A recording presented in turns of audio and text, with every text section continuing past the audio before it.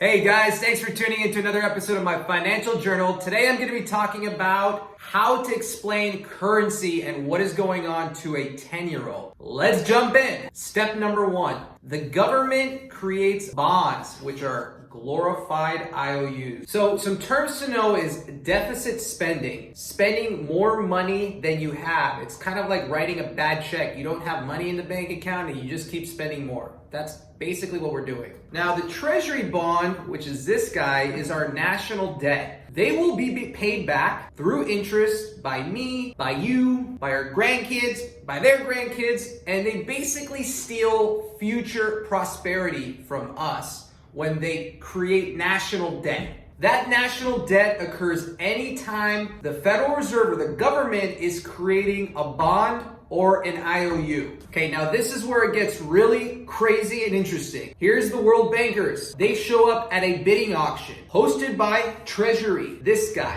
where they basically bid and compete on our national debt, which is going to create the currency, for making bank fees. So they get to profit off this auction or exchange that takes place. So this is where it gets really crazy and interesting. The World Bank, these guys, show up at a bond auction hosted by these guys, Treasury, to compete and bid on buying up our national debt or the IOUs that the government or Federal Reserve has created. They do this because they earn a profit and they earn interest. So just to recap, when the Federal Reserve writes a check like Donald Trump and the Federal Reserve Chair are doing now, they don't need the money in the account. They just need this IOU. They can create 10, 20, 30 trillions of dollars without having any money at all available. It's kind of made up money. So banks are here. They're the middleman between the Federal Reserve and the US Treasury.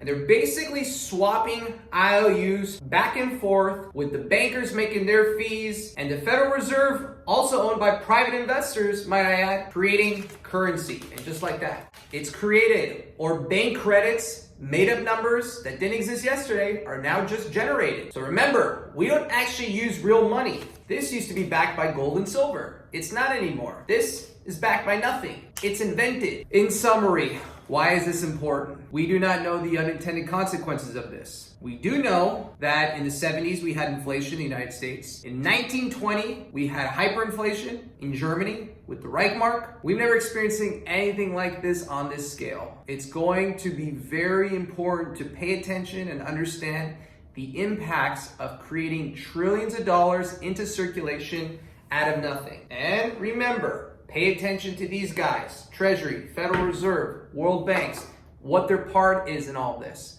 Subscribe if you like my content. I'll be posting a lot more on all financial stuff. Thanks for tuning in as always, guys.